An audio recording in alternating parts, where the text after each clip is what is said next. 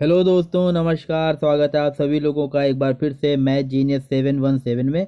और आज की क्लास में दोस्तों हम लोग मैथ का जो प्रॉफिट और लॉस का चैप्टर पढ़ रहे थे, उसमें डिस्काउंट एक बहुत इंपॉर्टेंट टॉपिक है और डिस्काउंट के आज सवाल हम लोग आसान ट्रिक से सॉल्व करने वाले। तो चलिए शुरू करते हैं आज की क्लास को।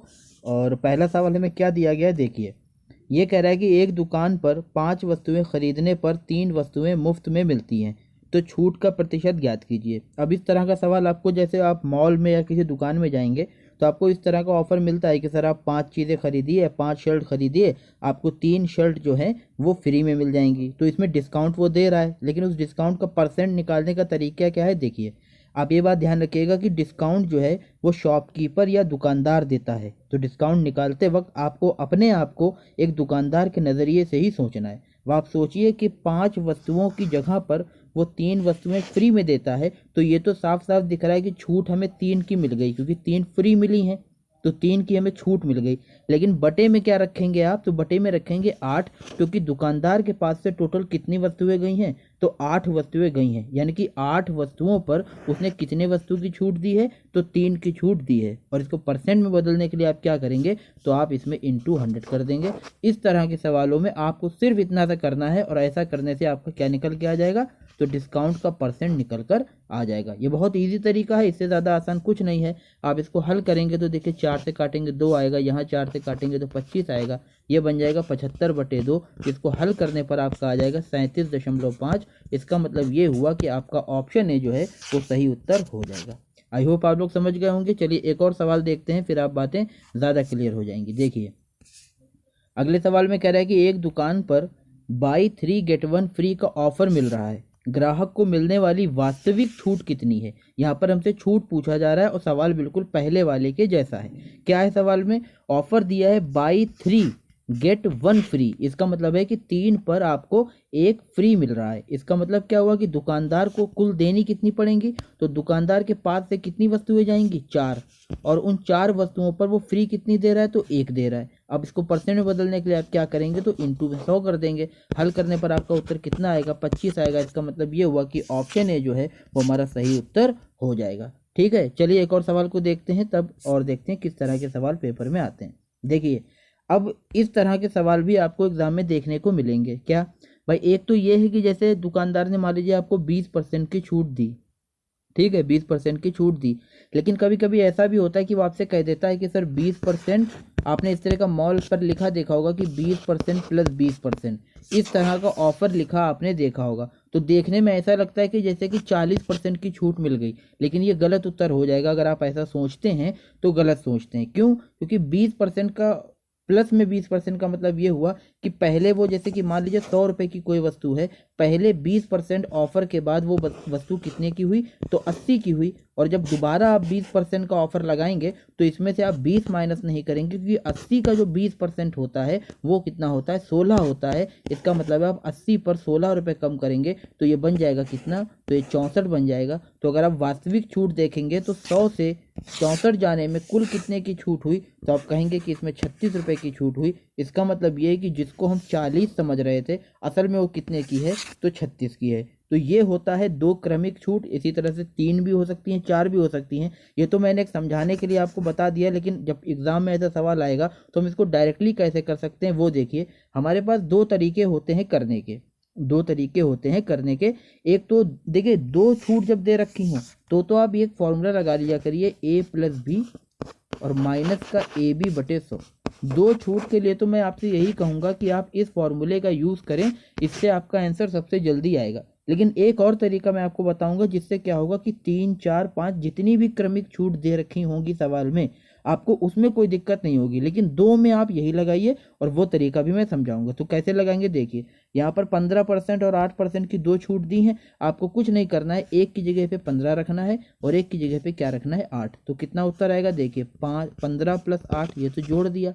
माइनस में क्या करेंगे, तो 15 गुणे में 8 करेंगे और बटे में कितना कर देंगे, 100।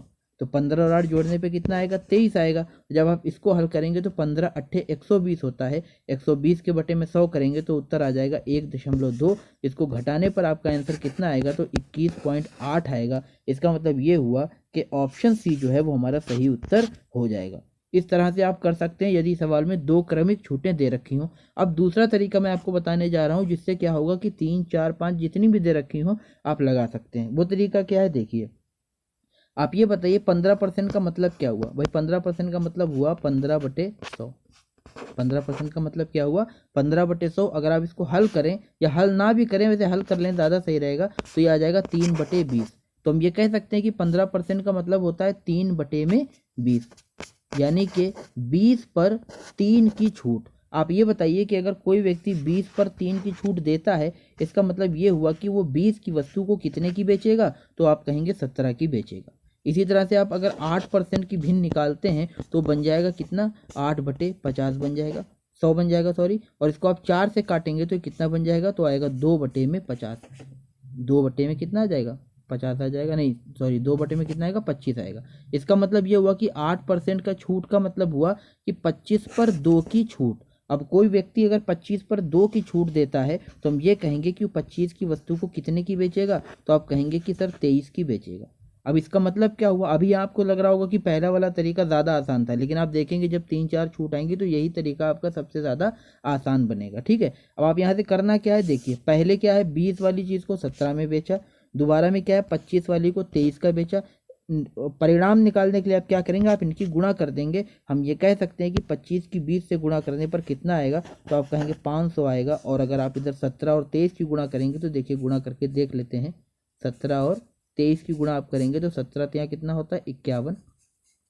51 होता है, कितना होता है 51 का 1 हासिल जाएगा 5, और 17 दूनी 34 और 5 कितना होगा 39, यानी कि 351।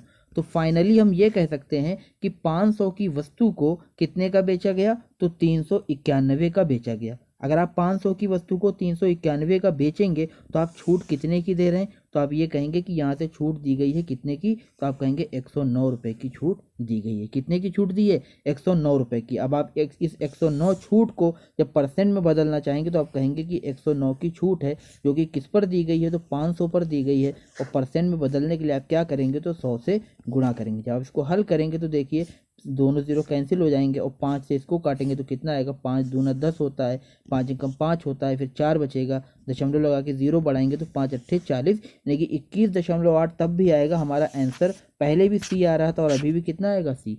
ये तरीका समझ लेंगे तो बहुत आसानी हो जाएगी। लेकिन मैं फिर कह रहा हूँ कि 2 छूट दी हो तो आप फॉर्मूला लगाइए, लेकिन ये तरीका आपको पता होना चाहिए। चलिए अगला सवाल देखते हैं, तब आप समझ पाएंगे मेरा कहने का क्या मतलब है। देखिए अब यहाँ पर दे रखा है कि 25% और 25% की दो क्रमिक छूट के बराबर एकल छूट किसके बराबर है। तो वही चीज़ हमसे पूछी जा रही। मैंने बताया कि दो चीज़ें दे रखी हो तो आप सिर्फ फॉर्मूला लगाइए। ये बन जाएगा 25 + 25 यानी कि a + b माइनस में a × b बटे 100 यानी कि 25 × 25, और बटे में कितना हो जाएगा, तो बटे में हो जाएगा 100। आप जोड़ेंगे तो आ जाएगा 50, माइनस इसको हल करेंगे तो देखिए 25 × 25 कितना होता है, 625 होता है। और बटे में जब 100 करेंगे तो ये बन जाएगा 6.25, जो कि यहाँ पे क्या करेंगे, घटा देंगे। जब इसको हल करेंगे तो उत्तर कितना आएगा, तो 43.75 इसका आंसर आएगा। इसका मतलब है कि ऑप्शन भी हमारा सही उत्तर क्या होगा, हो जाएगा। ठीक है, अब इसको अगर उस तरीके से लगाते तो आप देखिए 25% का मतलब क्या होता है, 25% का मतलब होता है 1/4। 25% का मतलब क्या होता है, 1/4, यानी कि 25% छूट जो व्यक्ति दे रहा है वो 4 पर 1 की छूट दे रहा है। अब 4 पर 1 की छूट देने का मतलब है कि 4 की वस्तु को कितने का बेचेगा, तो 1 की छूट देकर 3 का बेचेगा। दोबारा में भी दूसरी छूट कितनी है, तो वो भी 25% है, यानी वो भी 4 की वस्तु कितने में गई, तो 3 में गई। अब आप इसको हल करेंगे तो 4 4 की गुणा करेंगे कितना आएगा, 16। यहाँ गुणा करेंगे तो 3 3 के कितने आएगा, 9 आएगा। इसका मतलब है 16 की वस्तु को 9 का बेचा गया। तो छूट कितने की है, आप कहेंगे छूट है 7 की। कितने पर है, तो बटे में रखेंगे 16, और परसेंट बदलने के लिए इंटू में क्या कर देंगे, 100। आप इसको हल करेंगे तो 4 चौके 16 आएगा, यहाँ से काटेंगे तो 25 आएगा।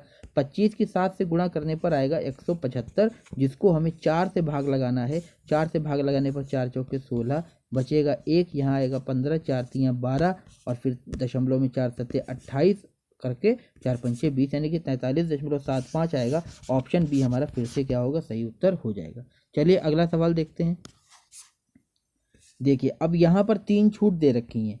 अब अगर आप यहाँ पर वही फॉर्मूला लगाने लगे a + b - ab बटे 100, तो इस फॉर्मूले में आप सिर्फ 2 छूट ही लगा सकते हैं। तो या तो आप 2 छूट को पहले एक एकल छूट बनाइए, और फिर उस छूट को इसी फॉर्मूले में लगाकर तीसरी वाली के साथ में आप करिए। तो 2 बार आपको फॉर्मूला लगाना पड़ेगा। लेकिन अगर आप इस तरीके से लगाते हैं जो अभी मैंने बताया था फ्रैक्शन वाला, तो आपको कोई दिक्कत नहीं होगी। देखिए 25% का मतलब क्या होता है 1/4।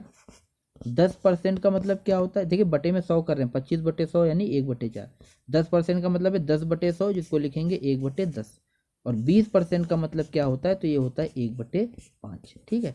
अब 25% छूट का मतलब है 4 पर 1 की छूट, यानी कि जो 4 की वस्तु थी उस पर 1 की छूट देकर कितने का बेचा, 3 का बेचा। 10% छूट का मतलब है 10 पर 1 की छूट, यानी कि 10 वाली वस्तु को कितने का बेचा, तो 1 की छूट देकर 9 का बेचा। और 20% यानी 1/5, यानी कि 5 पर 1 की छूट, यानी कि 5 जो वस्तु थी वो 1 छूट चली गए तो कितने का बिका, तो 4 का बिका। आपको क्या करना है, मल्टीप्लाई करना है। तो ये कितना हो जाएगा, 5 चौके 20, 20 और 10 की गुणा करेंगे 200, यानी 200 की वस्तु को कितने का बेचा है, तो इधर मल्टीप्लाई करेंगे तो कितना हो जाएगा, 4 तियाँ 12 और 12 नामा कितना होता है, तो 108 होता है। इसका मतलब है कि 200 की वस्तु को कितने का बेचा, 108 का बेचा। तो अगर आपसे छूट पूछी जाए छूट कितने की है डिस्काउंट निकालने के लिए, तो डिस्काउंट परसेंट बन जाएगा कितना, छूट कितने की है, तो आप कहेंगे 92 की है, और कितने पर है, तो 200 पर है। और परसेंट के लिए क्या करेंगे, तो इंटू में कर देंगे 100।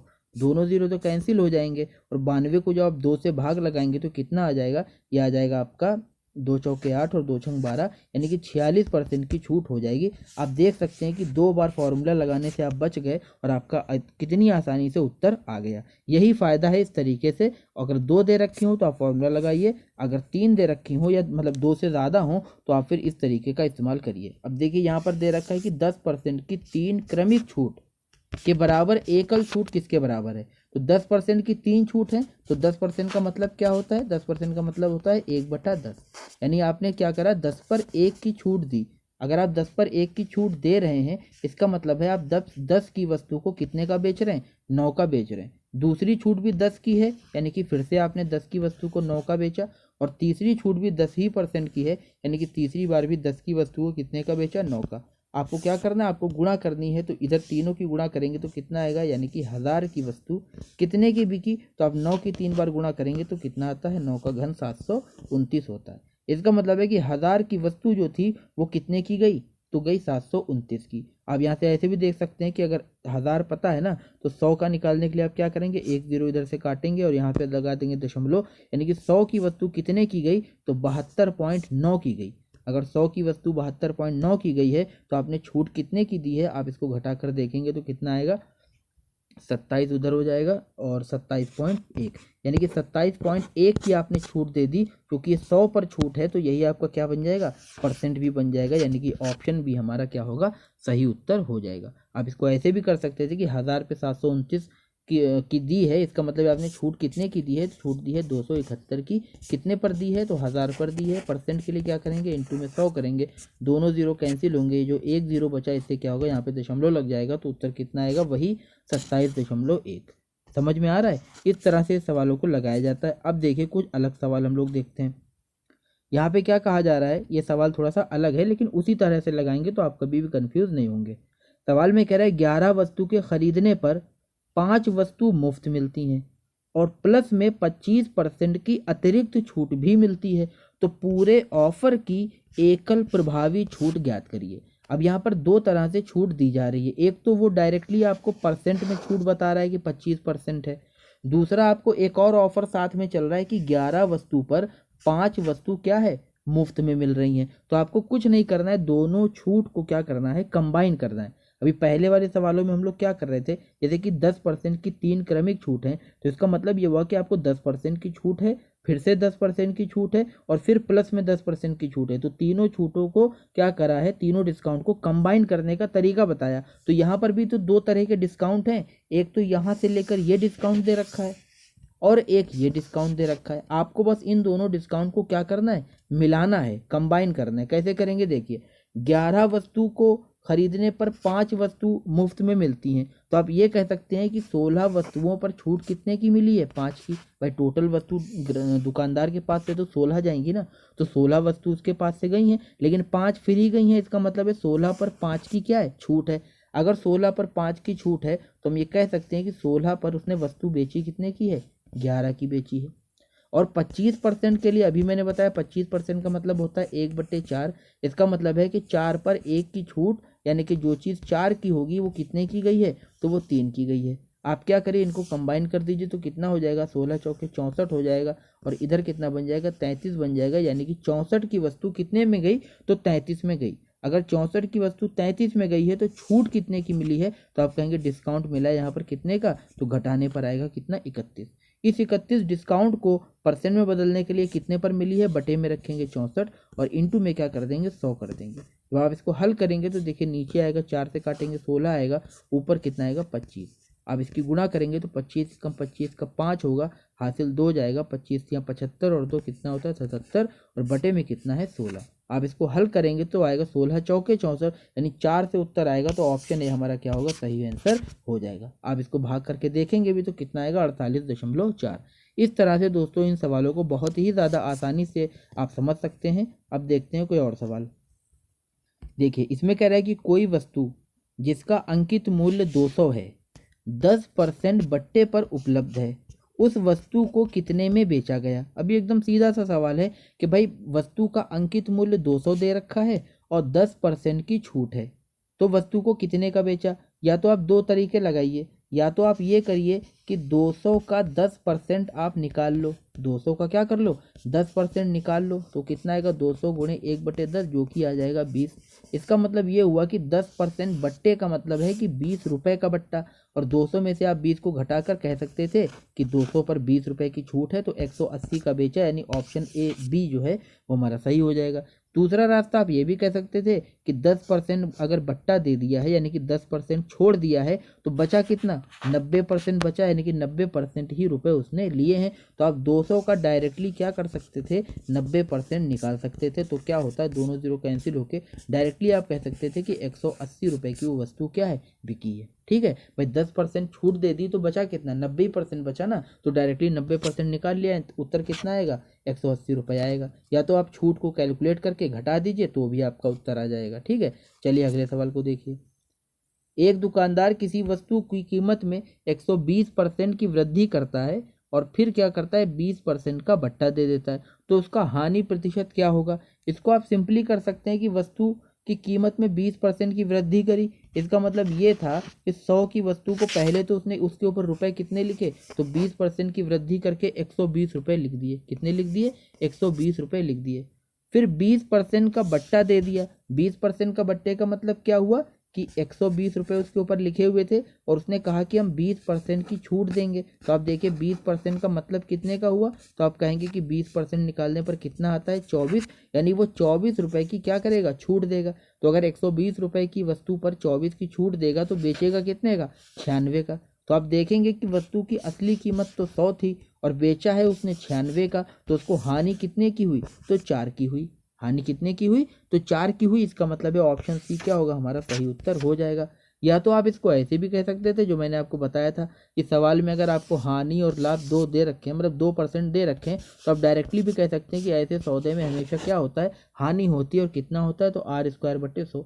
जो आपने मेरे पहले के वीडियो देखे होंगे उसमें मैंने बताया है। तो अब यहाँ से कह सकते हैं कि 20 का स्क्वायर करेंगे बटे में 100 करेंगे तो ये आ जाएगा कितना, 400 बटे में 100, यानी कि 4% का क्या होगा, हानि होगी, क्योंकि ऐसे सौदे में हमेशा क्या होता है, हानि होती है। बात समझ में आ रही है। चलिए अगले सवाल को देखते हैं। वैसे सिंपल क्वेश्चन था, आप कैसे भी कर सकते थे।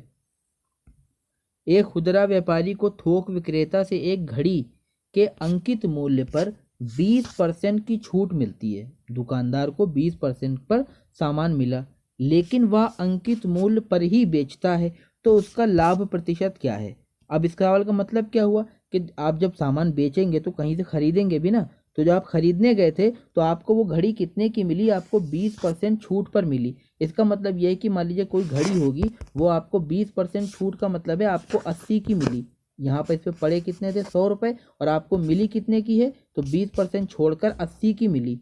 लेकिन आपने बेची उसको अंकित मूल्य पर ही है आपने, तो यानी कि 100 की ही आपने बेच दी। तो अगर आपने 80 की वस्तु को 100 का बेचा तो आपको लाभ कितने का हुआ, 20 का हुआ। और परसेंट निकालने के लिए बटे में वस्तु आपको कितने की पड़ी, क्रय मूल्य 80 है, इंटू में कर देंगे 100। अब इसको काटेंगे तो 4 आएगा, 4 से काटेंगे कितना आएगा, 25। इसका मतलब है ऑप्शन बी जो है वो हमारा क्या है, सही उत्तर हो जाएगा। एकदम सीधा सीधा सा सवाल था। चलिए दोस्तों आगे देखते हैं।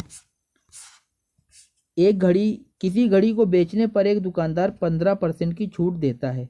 यदि वह 20% की छूट देता तो 51 तो ₹51 कम लाभ कमाता। घड़ी की वास्तविक कीमत क्या है? अब इसमें कोई दिक्कत की बात नहीं है। पहले वो कह रहा है कि 15% की छूट देता है। अगर वो 20% की छूट देगा, मतलब ज़्यादा छूट देगा, तो उसको मुनाफा भी कम होगा। वही सवाल में कह रहे हैं कि ₹51 कम कमाता है। तो आप सीधे सीधे देख सकते हैं कि 15% और 20% के बीच में अंतर कितने का है? तो 5% का है। और ये अंतर जो परसेंट में है वो रुपए में कितना है? रुपए में 51 है। इसका मतलब है 5% का मान कितना है? 51 है। तो अगर हमसे वास्तविक कीमत पूछी जा रही तो हमें कितने का मान निकालना है? 100 का। 100 के लिए आप क्या करेंगे? देखिए, एक तो ये तरीका है कि आप यहाँ से कह दो कि 1% का मान कितना है, आप कहोगे 51/5। और 100% निकालने के लिए आप क्या करेंगे? तो इंटू में कर देंगे कितना? 100। 5 से काटेंगे कितना आएगा? 20। और मल्टीप्लाई करेंगे तो कितना आ जाएगा? 2 एकम 2, 2 पंजे 10, यानी 1020 आएगा। ऑप्शन डी क्या हो जाएगा? हमारा सही उत्तर हो जाएगा। आप इसको डायरेक्टली ऐसे लगा सकते हैं। चलिए देखते हैं एक और सवाल। साक्षी ने अंकित मूल्य पर 24% की छूट के सहित एक घड़ी खरीदी। उस घड़ी की कीमत 760 रुपये अदा की, तो घड़ी का अंकित मूल्य क्या है? सिंपल सा सवाल है कि 24% छूट मिलने के बाद घड़ी जो है वो 760 रुपये में मिली है। तो 24% छूट का मतलब क्या है? 24% छूट का मतलब ये हुआ कि 100 की अगर हम मान लेते हैं अंकित मूल्य 100 था, तो 24 उसमें से घटाने पर कितना बचा? तो 76 बचा। लेकिन सवाल में कितना दे रखा है? 760 रुपये। इसका मतलब ये है कि 76% का मान है 760 रुपये। तो आप कहेंगे 1% का मान कितना हुआ? तो 10 रुपये। और 100% का मान निकालने के लिए 2 जीरो चिपका देंगे, कितना आएगा? 1000। यानी कि ऑप्शन ए हमारा सही उत्तर हो जाएगा। इतनी आसानी से सारे सवाल लगते हैं, आप फालतू में टेंशन लेते हो। इसे कहा जा रहा है कि एक वस्तु के अंकित मूल्य तथा क्रय मूल्य का अनुपात 6:5 है।